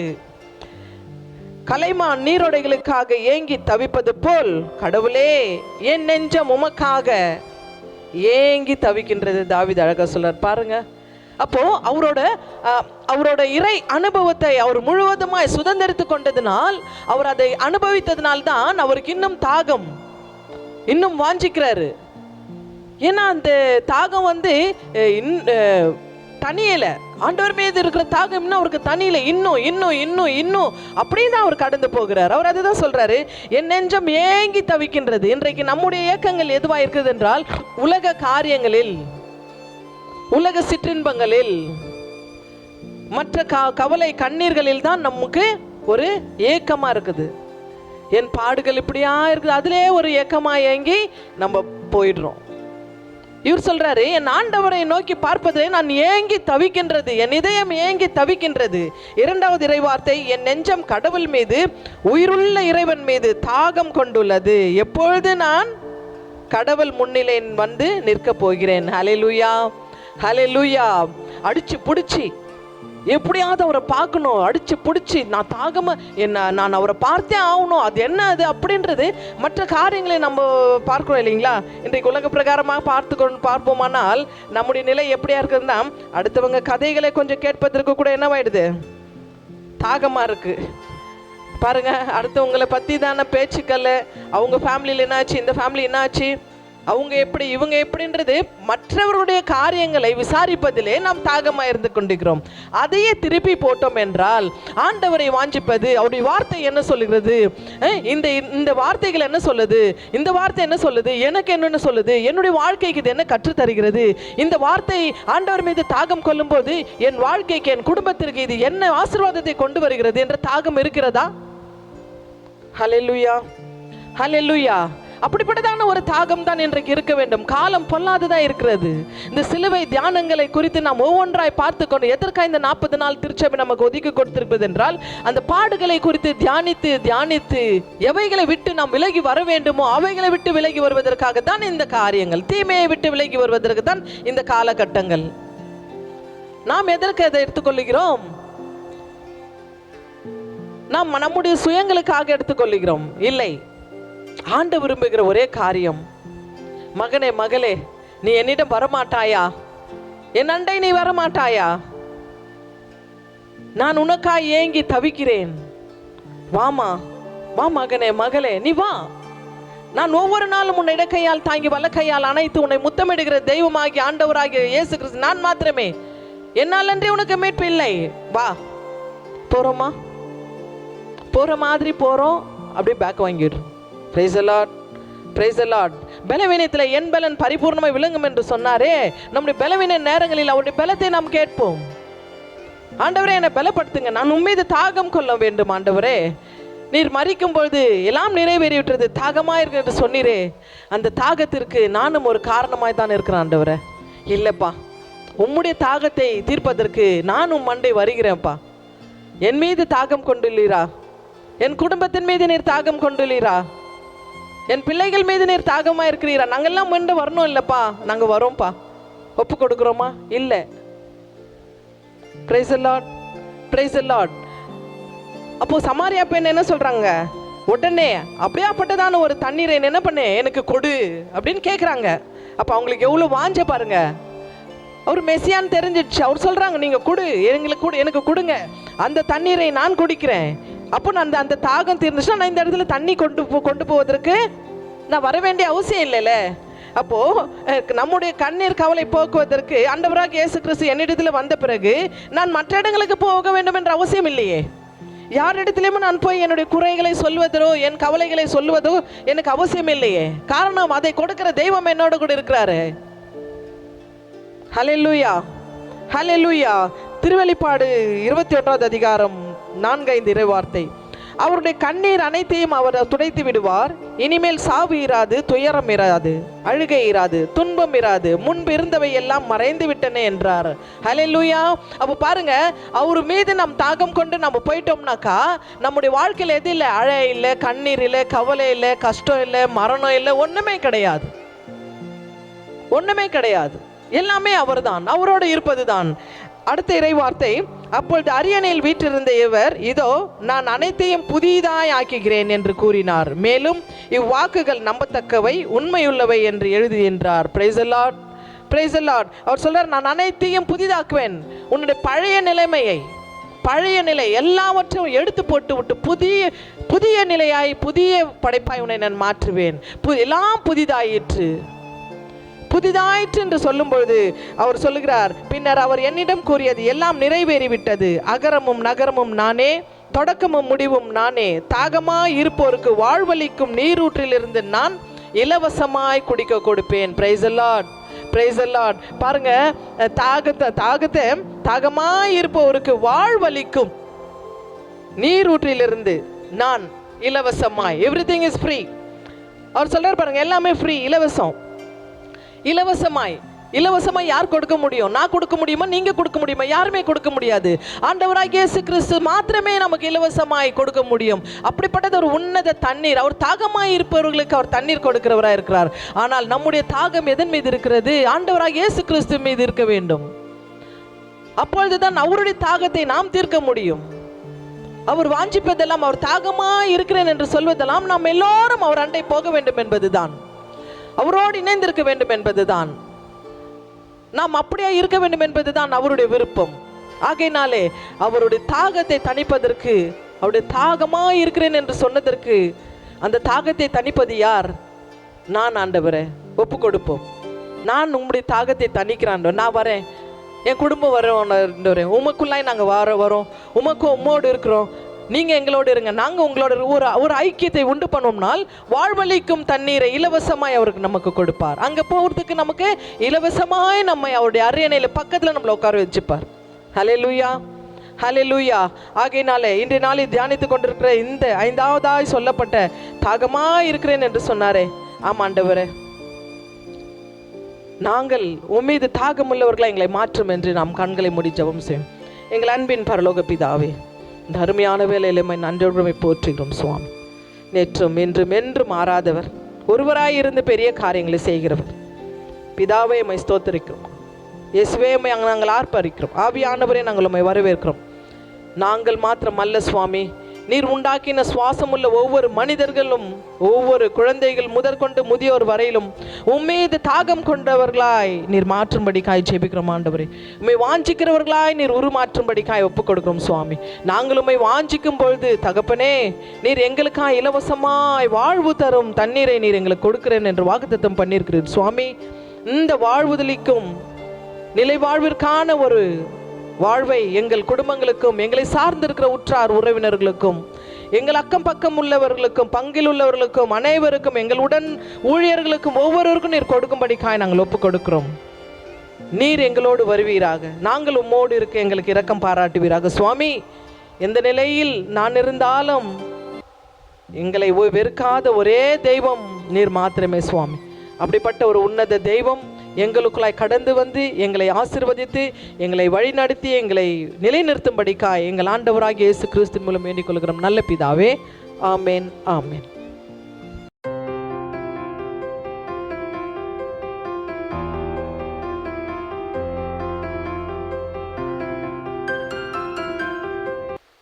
அன்பு சகோதர சகோதரிகளே, இந்த நாளிலும் கூட வேர்ட் காட் டிவியின் மூலம் உங்களை சந்திப்பதிலே பெரிய மகிழ்ச்சி அடைகிறேன். ஆண்டவராகிய இயேசு கிறிஸ்து சிலுவையிலே தொங்கி மரிப்பதற்கு முன்பாக 7 வார்த்தைகள் சொல்லியிருக்கிறார். அந்த வார்த்தைகளிலே 6வது வார்த்தையாகிய எல்லாம் முடிந்தது என்பதை குறித்து நாம் இன்றைய நாளிலே தியானிக்கவிருக்கின்றோம். யோவான் எழுதிய நற்செய்தி 19ஆம் அதிகாரம் 30வது வசனத்திலே இப்படியே சொல்லியிருக்கிறது, இயேசு காடியை வாங்கின பின்பு முடிந்தது என்று சொல்லி தலையை சாய்த்து ஆவியை ஒப்பு கொடுத்தார் என்று. அன்பார்ந்தவர்களே, முடிந்தது என்ற தமிழ் வார்த்தைக்கு கிரேக்க மொழியில் டெட்டலஸ்டாய் என்று மொழிபெயர்த்திருக்கிறார்கள். டெட்டலஸ்டாய் என்றால் என்ன என்று நாம் பார்ப்போமானால், அந்த காலத்திலே ஒரு நிலத்தையோ அல்லது ஒரு விலையுயர்ந்த பொருளையோ வாங்கும்போது அதற்கான முழு கிரயமும் செலுத்தப்பட்டு விட்டது, அதாவது முழு தொகையும் செலுத்தப்பட்டு விட்டது என்பதை குறிக்க இந்த டெட்டலஸ்டா என்ற வார்த்தையை பயன்படுத்தினார்களாம். அதாவது இந்த காலத்திலே நாம் பொருட்களை வாங்கும்போது ரசீதுகளிலே பெய்டு என்று முத்திரை குத்துவது போல அந்த காலத்திலே அந்த வார்த்தையை பயன்படுத்தினார்கள் என்று நாம் பார்க்கிறோம். ஆண்டவராகிய இயேசு கிறிஸ்து சிலுவையிலே தொங்கும்போது முடிந்தது என்று சொன்னது நமது பாவ மன்னிப்பிற்கான முழு கிரயத்தையும் அவர் செலுத்தி விட்டார் என்பதை குறிக்கிறது. அன்பார்ந்தவர்களே, முடிந்தது என்று சொல்லும்போது அந்த வார்த்தையிலே நாம் பல காரியங்களை பார்க்கின்றோம். முதலாவதாக சிலுவையை குறித்து ஆண்டவர் திட்டமிட்டு அறிவித்தது எல்லாம் நிறைவேறி முடிந்தது என்பதை பார்க்கின்றோம். அதாவது அந்த காலத்திலே சிலுவையை அவமானத்தின் சின்னமாக கருதினார்களாம். அநேக குற்றம் செய்தவர்கள்தான் சிலுவையில தொங்கப்பட வேண்டும் என்பது ஒரு சட்டமாக இருந்தது. ஆனால் ஆண்டவர் இயேசு கிறிஸ்துவோ சிலுவையிலே அறையப்பட்டு தமது விலையில்லா இரத்தத்தை சிந்தி நமக்காக தமது உயிரை கொடுத்ததன் மூலம் அந்த அவமானத்தின் சின்னமாகிய சிலுவை புனிதத்தின் சின்னமாக மாறியது என்று நாம் வேதத்திலே பார்க்கின்றோம். இரண்டாவதாக பழைய ஏற்பாட்டிலே இயேசுவின் பாடுகள் குறித்து சொல்லப்பட்ட அநேக காரியங்கள் நிறைவேறி முடிந்தது என்பதை பார்க்கின்றோம். அன்பார்ந்தவர்களே, ஆண்டவர் இயேசு இந்த உலகத்திற்கு வந்ததன் நோக்கம் பாவிகளை ரட்சிக்கவே என்று நாம் வேதத்தில் காண்கின்றோம். மனிதன் இழந்ததை மீட்கவும் ரட்சிக்கவுமே ஆண்டவராகிய இயேசு கிறிஸ்து இந்த உலகத்திற்கு வந்தார் என்று நாம் பார்க்கின்றோம். அப்படியே கூட சகோதர சகோதரிகளே, ஆண்டவராகிய இயேசு கிறிஸ்து நம் பாவங்களை மீட்க நமக்காக சிலுவையில் அறையப்பட்டு தம் விலையில்லா இரத்தத்தை சிந்தி நமக்காக யாவற்றையும் செய்து முடித்து விட்டார் என்பதை இந்த முடிதந்து என்ற வார்த்தையிலிருந்து நம்மால் அறிய முடிகிறது. இவ்வாறாக சொல்கிறது, இரத்தம் சிந்துதலின்றி பாவ மன்னிப்பு கிடையாது என்று. அப்படியே கூட ஆண்டவர் இயேசு கிறிஸ்து அதை நிறைவேற்றுபவராக இந்த உலகத்திற்கு வந்து மனிதராக உருவெடுத்து தன்னையே தன் சரீரம் முழுவதுமாக உள்ள துன்பத்திற்கு ஒப்பு கொடுத்து தமது உயிரே நமக்கு தந்தார் என்பதை நாம் வேதத்திலிருந்து அறிகிறோம். அன்பார்ந்தவர்களே, எனவே நாமும் இயேசுவின் இரத்தம் எனக்காக சிந்தப்பட்டது, நம் ஒவ்வொருவரின் பாவங்களுக்காகவும் சிந்தப்பட்டது என்பதை விசுவசித்து நம்மளுடைய பாவங்களை அறிக்கையிட்டு அவருடைய பரிசுத்த இரத்தத்தினாலே நாம் சுத்திகரிக்கப்படுவோம் என்றால் நமக்கு ரட்சிப்பு உண்டு என்பதை நாம் அறிந்திருக்க வேண்டும். ஆகவே அன்பான சகோதர சகோதரிகளே, இன்றைய நாட்களிலும் கூட நம் வாழ்க்கையில் அநேக பாவங்களை செய்து பாவத்து நிமித்தம் மரித்தவர்களாக காணப்படுகின்றோம். வேதத்தில் இவ்வாறாக சொல்கிறது, உங்கள் பாவங்கள் கருஞ்சிவப்பாக இருந்தாலும் அதை வெண்பனி போல மாற்றுவேன் என்று. தன் பாவத்தை அறிக்கையிடாதவன் வாழ்வடைய மாட்டான் என்று இயேசு சொல்லியிருக்கிறார். அப்படியே கூட அன்பான சகோதர சகோதரிகளே, நாமும் இந்த நாளிலும் கூட நம் பாவங்களை அறிக்கையிட்டு மன்னிப்பு கேட்போமானால் அவர் நம் பாவங்களை மன்னித்து நம்மை தம் பிள்ளைகளாக ஏற்றுக்கொள்ள தயாராக இருக்கிறார் என்பதை நாம் அறிந்து கொள்ள வேண்டும். எந்த மனிதன் தன் பாவத்தை மனஸ்தாபப்பட்டு ஆண்டவருடைய பாதத்தில் வந்து அறிக்கை இடுகிறானோ அவனுக்கு அடுத்த கணமே ரட்சிப்பு உண்டாகும் என்பதில் நாம் விசுவாசமாய் இருக்க வேண்டும். ஆகவே அன்பானவர்களே, இன்றைய நாளிலும் கூட நாம் ஒரு தீர்மானம் எடுப்போமா? ஆண்டவரே, நாங்கள் எத்தனை நாள் பாவிகளாக வாழ்ந்திருப்போம், எத்தனை நாங்கள் துன்பத்தோடு வாழ்ந்திருப்போம். சிந்தித்து பாருங்கள் சகோதர சகோதரிகளே. இன்றைய நாளிலும் கூட உங்கள் பாவங்களை குறித்து ஆண்டவரிடத்தில் மன்னிப்பு கேட்பீர்களா? அப்பொழுது உங்களுடைய பாவங்கள் மன்னிக்கப்பட்டு அவர் உங்களை தன் பிள்ளைகளாக ஏற்றுக்கொள்ள வல்லவராய் இருக்கிறார். நீங்கள் இப்பொழுதே உங்கள் பாவத்தை அறிக்கையிடுவீர்கள், ஆனால் இப்பொழுதே உங்களுக்கு ரட்சிப்பு உண்டாகும் என்பதில் நாம் விசுவாசமாய் இருக்க வேண்டும். அப்படியே கூட இந்த நேரத்திலே நம்மை ஆண்டவரிடத்தில் அர்ப்பணம் செய்வோமா? ஆண்டவரே, நான் உம்மை வேதனைக்குள்ளாக்கி இருக்கிறேன், நான் அனுபவிக்க வேண்டிய வேதனைகளை நீர் அனுபவித்திருக்கிறீர், நாங்கள் செய்த தவறுகளுக்காக நீர் தண்டனையை ஏற்றுக்கொண்டிருக்கின்றீர். அப்படியே கூட ஒரு நிமிடம் நம்மை அவருக்குள்ளே அர்ப்பணிப்போம். ஆண்டவரே, நான் பாவி, என்னை மன்னியும், உமது பரிசுத்த இரத்தத்தினாலே என்னை கழுவும், உமது பிள்ளைகளாக எங்களை ஏற்றுக்கொள்ளும் என்று நம்மை அர்ப்பணிப்போமா? அப்படியே கூட ஒரு விசை கண்களை மூடி, ஆண்டவரே, அன்று கல்வாரியிலே கூட தகப்பனே, சிலுவையிலே நீர் அறையப்பட்டு எங்களுக்காக துன்புறுத்தப்பட்டு இரத்தத்தை சிந்தி எங்களுக்காக உயிரை தந்து 3ஆம் நாள் உயிர்த்தெழுந்தீரே, அந்த ஆண்டவர் தாமேப்பா, நீர் எங்களோடு இருக்கின்றீர். அப்படியே இந்த நிகழ்ச்சியை பார்க்கின்ற ஒவ்வொருவரையும் கண்ணோக்குகின்றீர். அப்படியே கூட நம்மளை மனம் வருந்தி ஆண்டவரிடம் ஒப்பு கொடுப்போம். ஆண்டவரே, நான் பாவி, என் கண்ணீரை எல்லாம் துடையுங்கள் தகப்பனே, என் கவலைகளை எல்லாம் மாற்றுங்கள் ஆண்டவரே என்று சொல்லி நம்மை அர்ப்பணிப்போமா? பயப்படாதே, நான் உன்னுடன் இருக்கிறேன், திகையாதே, நான் உன் தேவன் என்று சொல்ல அன்பு இயேசு இந்த நாளிலே கூட தகப்பனே எங்கள் கண்ணீரை எல்லாம் கவலைகள் எல்லாம் உற்று நோக்கி கொண்டிருக்கின்றீர். அப்படியே கூட தகப்பனே அப்பா, ஒரு விஷயம் மனமிருந்து எங்களை உங்களிடம் ஒப்பு கொடுக்கின்றோம். இந்த நேரத்தில் கூட எங்கள் பாவங்களை எல்லாம் கண்ணோக்குவீராக, எங்களை உமது பிள்ளைகளாக ஏற்று எங்கள் கண்ணீரை எல்லாம் துடைப்பீராக, வேதனைகளை எல்லாம் மாற்றுவீராக. நீர் அப்படியே செய்யப்போவதற்காக உமக்கு நன்றி செலுத்துகிறோம் தகப்பனே. அப்படியே கூட இந்த நாளிலும் கூட அன்று சிலுவையிலே மரித்து உயிர்த்தெழுந்த ஆண்டவர் இந்த நாளிலும் கூட உங்களை ஆசீர்வதிக்க வல்லவராய் இருக்கிறார். அப்படியே கூட தகப்பனே, நீர் எங்களை ஆசீர்வதிக்க போவதற்காக உமக்கு நன்றி செலுத்துகிறோம். இந்த ஜெபங்களை எல்லாம் எங்கள் ஆண்டவராகிய இயேசுவின் நாமத்தினாலே ஜெபிக்கிறோம் நல்ல பிதாவே, ஆமென்.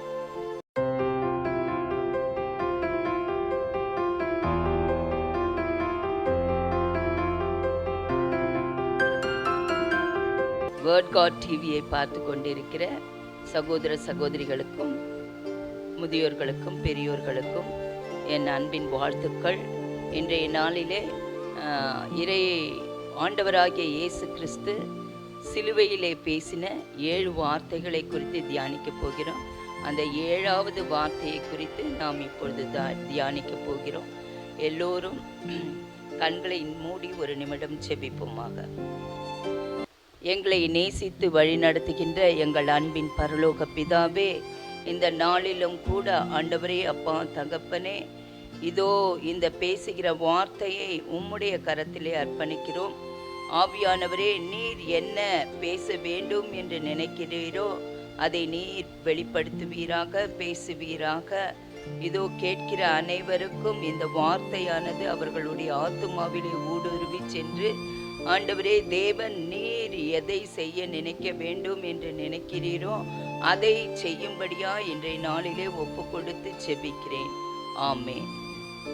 லூக்கா நற்செய்தி 23ஆம் அதிகாரம் 46ஆம் வசனத்திலே இப்படியாக இயேசு கிறிஸ்து சொல்லுகிறார், தந்தையே, உம் கையில் என் உயிரை ஒப்படைக்கிறேன் என்று இயேசு உரத்த குரலில் கூறி உயிர் திறந்தார்.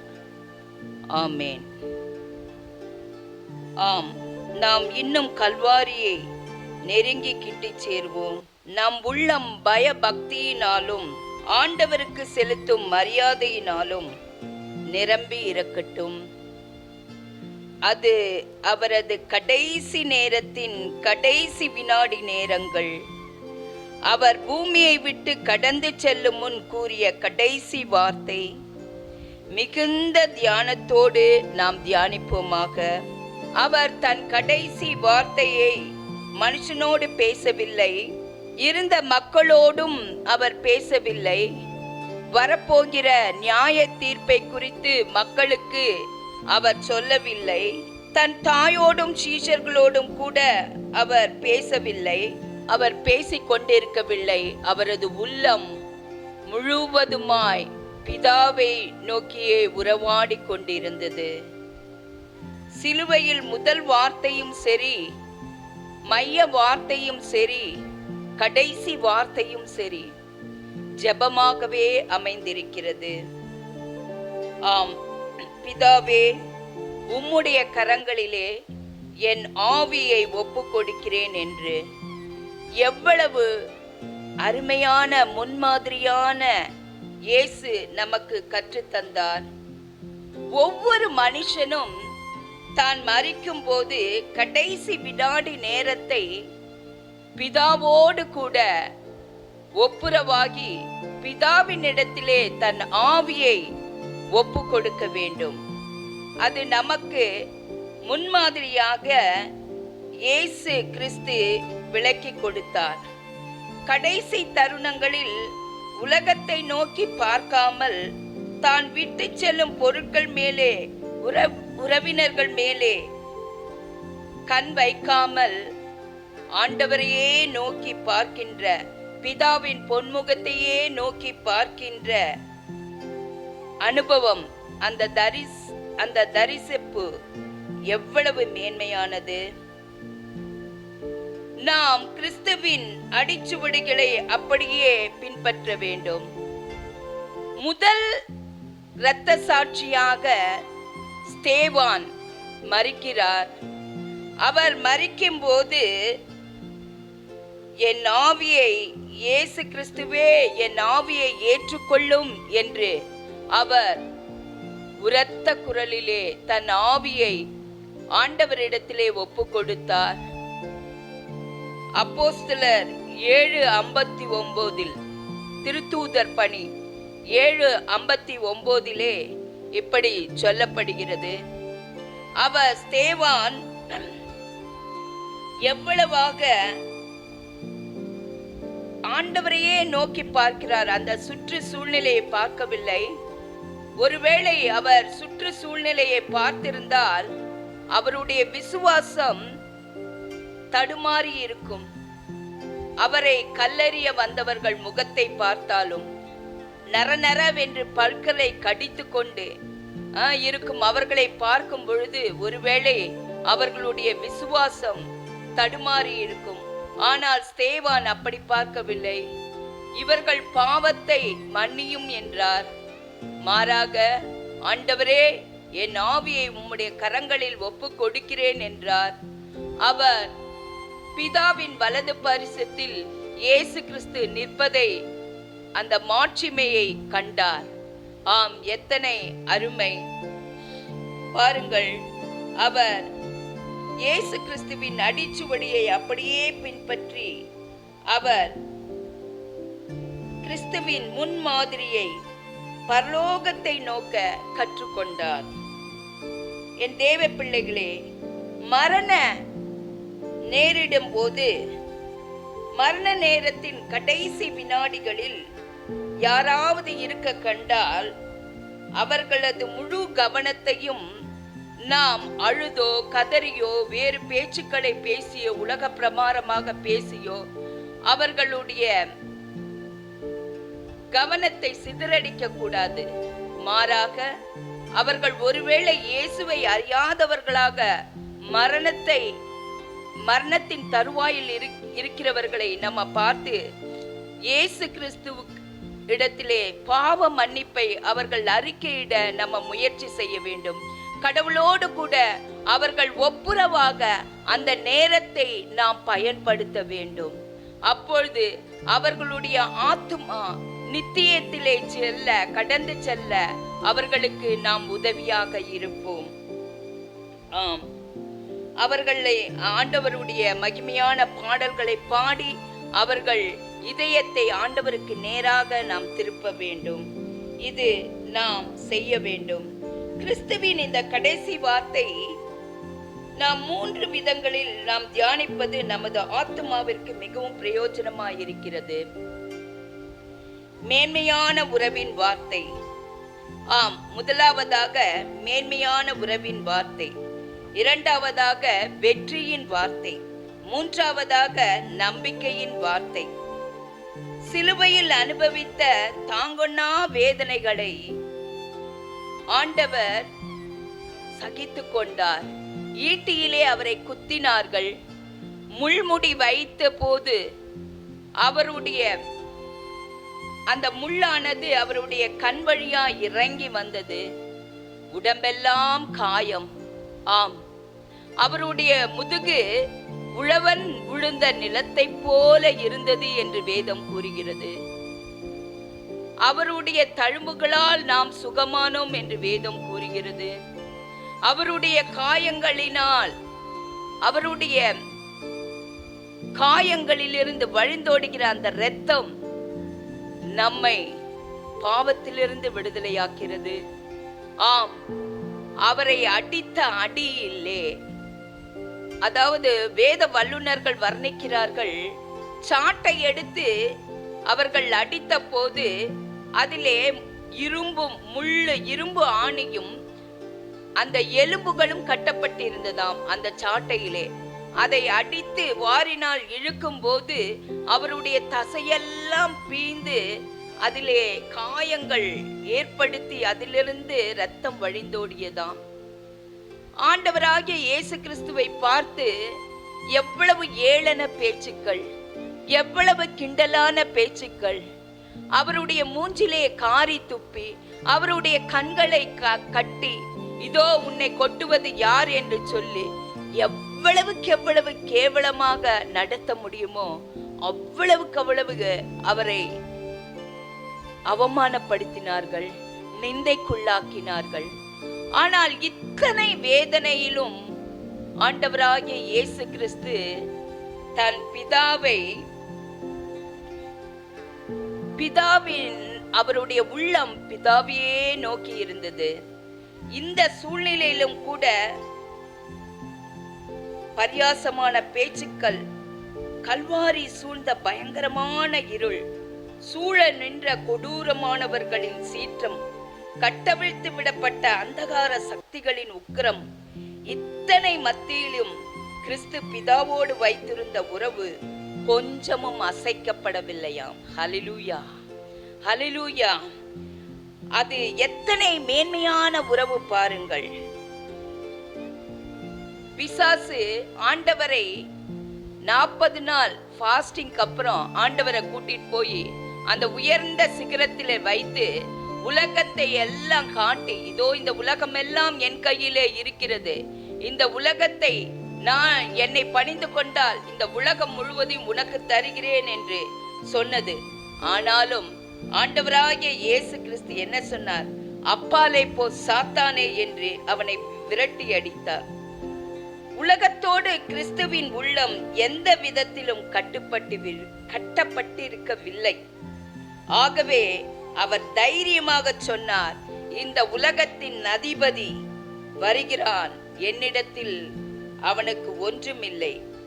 ஆம், கிறிஸ்து உலகத்திற்கும் அந்நியரும் பரதேசியுமாயிருந்தார்.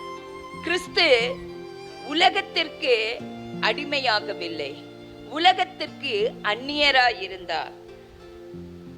ஆண்டவராகிய இயேசு கிறிஸ்து எப்பொழுதும் சொன்னார், நானும் பிதாவும் ஒன்றாயிருக்கிறோம் என்று.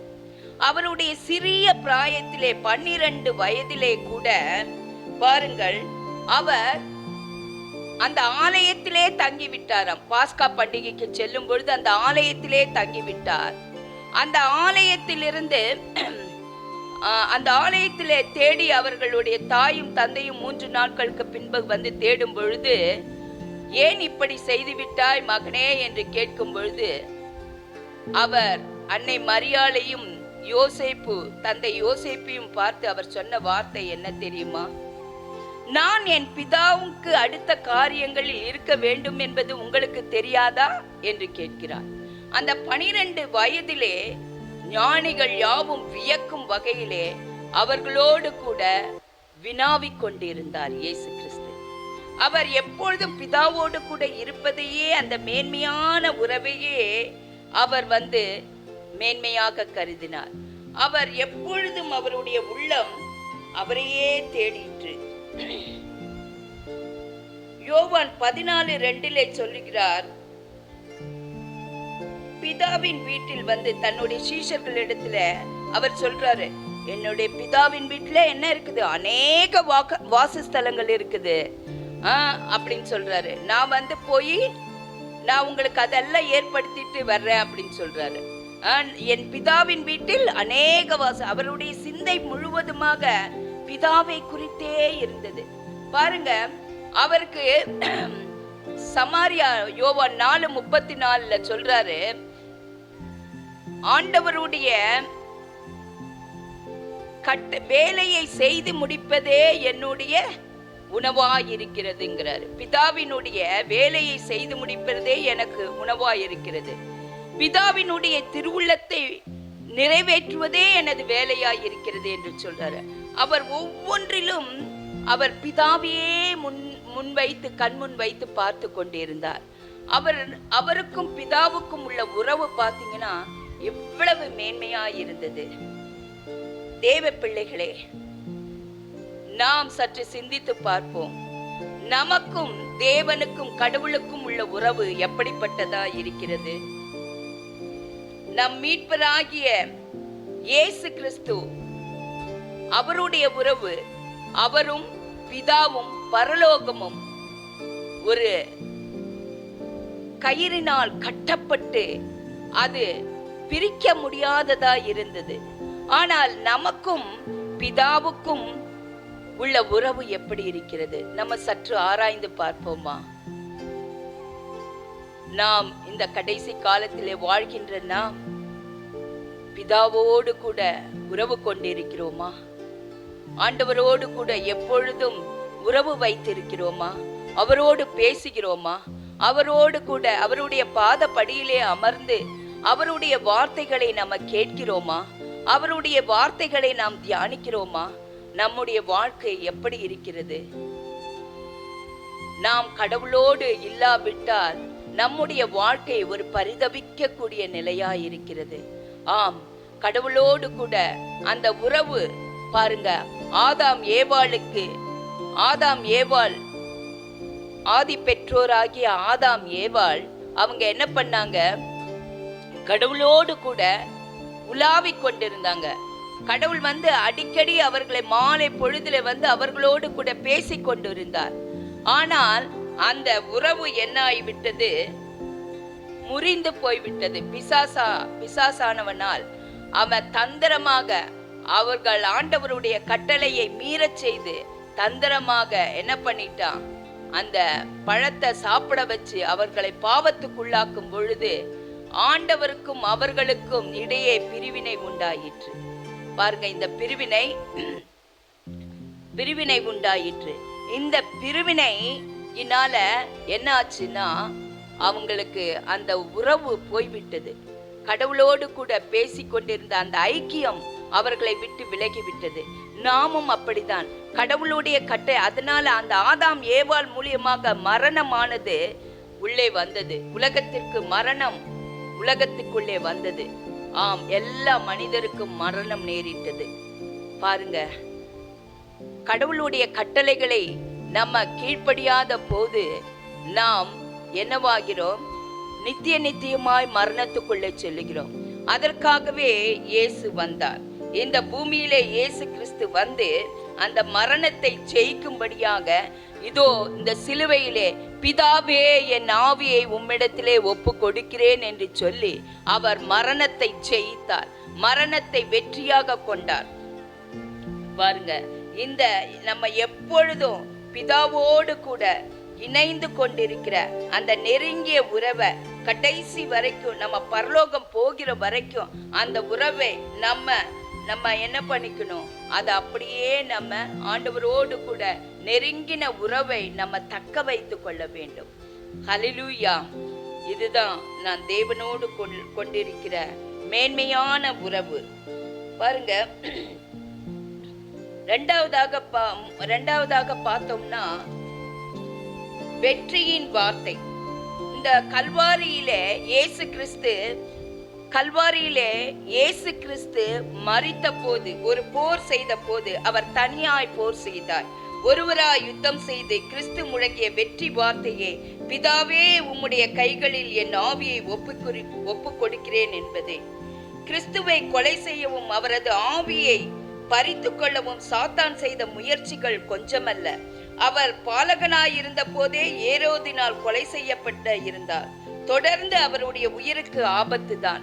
ஆனாலும் பிசாசு அவருடைய ஆவியை பறித்து கொள்ள முடியவில்லை. சாத்தான் அவரை கொலை செய்ய முடிந்தது தவிர அவருடைய ஆவியை பறித்து கொள்ள முடியவில்லை. அவருடைய ஆவியை பிதாவின் கரத்திலே ஒப்பு கொடுக்கிறார். ஆம், அவர் சிலுவையிலே அவர் மரணமே உன் வெற்றி எங்கே, பாதாளமே உன் ஜெயம் எங்கே என்று நம்மை வெற்றி சிறக்க முழக்கமிடச் செய்தார். மரணத்திற்கும் பாதாளத்துக்கும் உரிய திறவுகோலைகளை பறித்து கொண்டார். வெளிப்படுத்துகிறது 1:18 படி. தேவ பிள்ளையே, நீ மகிழ்ந்து களிக்கூறு. மரணமே பாதாளமே உன்னை மேற்கொள்வதில்லை. நாம் நமது ஆவியை ஒப்பு கொடுக்கும் போது கிறிஸ்துவுடனே கூட இருப்போம். பிலிப்பியர் 1:23 படியாக சொல்லப்படுது, நாம் தைரியமாகவே இருந்து இந்த தேகத்தை விட்டு குடிபோகவும் கர்த்தரிடத்தில் குடியிருக்கவும் அதிகமாய் விரும்புகிறோம். 2 கொரிந்தியர் 5:8. ஆகவே ஒவ்வொரு தேவனுடைய பிள்ளையும் பிதாவின் கையிலே ஆவியை ஒப்பு கொடுக்கும் வார்த்தையானது வெற்றி முழக்க வார்த்தையாக இருக்கிறது. ஹல்லேலூயா! பாருங்க, ஆவியை பெருக்கி வந்த பிசாசை தேவன் பிசாசானவனை தமது மரணத்தினாலே அழித்தார். எபிரேயர் 2:11 படி. அதன் பின்பே வெற்றி முழக்கமாய் பிதாவிடத்திலே தன்னுடைய ஆவியை ஒப்பு கொடுத்தார். என் அன்பார்ந்த சகோதர சகோதரிகளே, இந்த நாளிலே கூட நம்ம ஒரு வெற்றி வாழ்க்கை வாழும்படியாக மரணத்தை மரித்தாலும் கிறிஸ்துவுக்குள் மரிப்பவர்கள் மரித்தாலும் அவர்கள் என்ன பண்றார்களாங்க? அவர்கள் ஜீவிக்கிறார்கள் என்று வேதம் சொல்லுகிறது. ஆமா, மரிப்பினும் அவன் உயிரோடு கூட எழுந்திருப்பான் என்று. கிறிஸ்துவுக்குள் மரித்தவர்கள் உயிரோடு கூட எழுப்புவார்கள். அந்த நம்பிக்கை நமக்கு இன்று இருக்கும்படியாய் நம்ம அந்த நம்பிக்கையிலே வளர வேண்டும். மூன்றாவதாக நம்பிக்கை. பிதாவே, உம்முடைய கைகளிலே என்னுடைய ஆவியை கொடுக்கிறேன் என்று கூறும் இந்த வார்த்தை பூரண நம்பிக்கைக்குரிய விசுவாச அர்ப்பணிப்பின் வார்த்தையாய் இருக்கிறது. ஆம் அன்பு சகோதரர்களே, உம்முடைய கையிலே என்கிறார். அப்போ பாருங்க, கிறிஸ்து கையிலே என்று சொல்லும் பொழுது யோவான் 10:29 அசைக்க முடியாத ஒரு நம்பிக்கை அவருக்குண்டு. அதாவது அவருடைய கரங்களிலிருந்து, பிதாவின் கரங்களிலிருந்து யாரும் என்னை பறிக்க முடியாது என்றதை நன்கு அறிந்திருந்தார். ஆமா, என்னிடத்தில் இருந்து ஒருவரும் என்ன பண்ண முடியாது, பறித்து கொள்ள முடியாது. ஏசாயா 49:16 சொல்லுகிறார், உள்ளங்கையிலே என்னை வரைந்து வைத்திருக்கிறேன் என்று சொல்லுகிறார். அப்போ இந்த விசுவாசத்தோடு, இந்த நம்பிக்கையோடு நம்ம என்ன பண்ணுவோம்? முன்னேறி செல்வோம். பழைய ஏற்பாட்டின் பரிசுத்தவான்கள் இரம்பிலே குடும்ப ஜெபம் பண்ணும்போது, என் ஆத்மாவே பிதாவின் இடத்துல ஒப்பு கொடுக்கிறேன்ட்டு போய் நித்திரைக்கு போவாங்க. அதே மாதிரி சங்கீதக்காரன் என்ன சொல்றாரு? இதோ உமது கையில் என் ஆவியை ஒப்புவிக்கிறேன், சத்தியபரனாகிய கர்த்தாவே நீர் என்னை கொண்டீர் என்று சங்கீதம் 31:5 பாடுகிறார். இது படுக்கைக்கு செல்லும் முன்னே, நித்திரைக்கு போகும் முன்பதாக அவர்கள் சொல்லும் இந்த நம்பிக்கையின் ஜபமாய் இருந்தது. ஆனால் புதிய ஏற்பாட்டு பரிசுத்தவான்களாகிய நமக்கோ இந்த வார்த்தை கிறிஸ்துவுக்குள் நித்திரை அடையும் முன் பிதாவில் நாம் வைத்திருக்கிற நம்பிக்கையை வெளிப்படுத்தும் விசுவாச முழக்கமாய் இருக்கிறது. நாம் மரண இருளின் பள்ளத்தாக்கிலே நடந்தாலும் பொல்லாப்பு நமக்கு நேரிடாது. தேவரீர் என்னோடு கூட இருக்கிறீர் என்ற அந்த நம்பிக்கை நம் ஒவ்வொருவருக்குள்ளும் இருப்பதற்காக, அந்த நம்பிக்கை இயேசு கிறிஸ்து நம் ஒவ்வொருவருக்குள்ளும் வைத்திருக்கிறார். ஆம், நாம் இப்பொழுது கண்களை மூடி நம்ம ஜெபிப்போம். எங்களை நேசித்து வழி நடத்துகின்ற எங்கள் அன்பின் பரலோக பிதாவே, இந்த நாளிலும் கூட ஆண்டவரே, இந்த கேட்ட வார்த்தையானது எங்களுடைய வாழ்க்கையை ஆண்டவரே கிறிஸ்து இயேசுவுக்குள்ள நாங்கள் மரித்தாலும் உயிர்ப்போம். இதோ எங்களுடைய வாழ்க்கை ஒவ்வொரு அடியும் இதோ கிறிஸ்துவினுடைய கரம் பிடித்து, இயேசு கிறிஸ்துவினுடைய கரம் பிடித்து நாங்கள் நடக்கிறவர்களாக எங்களுடைய வாழ்க்கையை அர்ப்பணிக்கணும். ஒவ்வொரு துளி மணி நேரமும் இதோ இயேசு கிறிஸ்து எப்பொழுதும் பிதாவோடு கூட இருந்தது போல, உறவாடி கொண்டு இருந்தது போல, எங்களுடைய ஒவ்வொரு நிமிடமும் கூட உம்மோடு கூட உறவாடக்கூடிய கிருபையை எங்களுக்கு தாரும். நாங்கள் மரணத்தை குறித்து பயப்படாமல், மரணமே உன் கூறு எங்கே, இதோ பாதாளமே உன் வெற்றி எங்கே என்று ஒரு வெற்றி முழக்க அறிக்கை செய்யும்படியாக எங்களுடைய இதோ வார்த்தை, எங்களுடைய அந்த மரண தருவாயில் நாங்கள் பயப்படாமல் அது எங்களுக்கு மகிழ்ச்சியாய் இருக்கும்படியாக நீர் கிருபை பாராட்டுவீராக. தேவனே, நீர் சிந்திய இரத்தம், உம்முடைய தழும்புகளில் இருந்து வழிந்தோடுகிற இரத்தம், அது எங்களுடைய காயங்களை எல்லாம் மாற்றுகிறதற்காக உமக்கு நன்றி செலுத்துகிறோம். உம்முடைய முள்முடியிலிருந்து வழிந்தோடுகிற இரத்தம் எங்களுடைய சாபங்களை எல்லாம் துளைத்து போடுவதற்காக உமக்கு நன்றி செலுத்துகிறோம். ஆண்டவரே, அப்பா தகப்பனே, இதோ எங்களுடைய பாவங்களையும் சாப கட்டுக்களையும் மரண கட்டுக்களையும் எல்லாவற்றையும் வியாதியின் கூறுகளையும் எல்லாவற்றிலையும் ஆண்டவரே சிலுவையிலே நீர் வெற்றி சிறந்தீர். சாத்தானை சிலுவையிலே அதன் தலையை நசுக்கினீர். ஆண்டவரே, நாங்களும் ஆண்டவரே அப்பா உம்முடைய நாமத்தினால இதோ சாத்தானை எதிர்த்து நிற்க ஆண்டவரே நாங்கள் வெற்றி முழக்கம் முழங்க எங்களுடைய வாழ்க்கையிலே இதோ கடந்து வருகிற ஒவ்வொரு பாதைகளையும் இயேசு கிறிஸ்துவின் நாமத்தினாலே நாங்கள் வெற்றியை சுதந்திரித்துக் கொள்ள, வெற்றியின் விதைகளை எடுத்துக்கொள்ள ஆண்டவரே எங்களுக்கு உதவி செய்யும்படியாய் ஜெபிக்கிறோம். இயேசுவின் இன்ப நாமத்திலே ஜெபிக்கிறோம் பிதாவே, ஆமென்.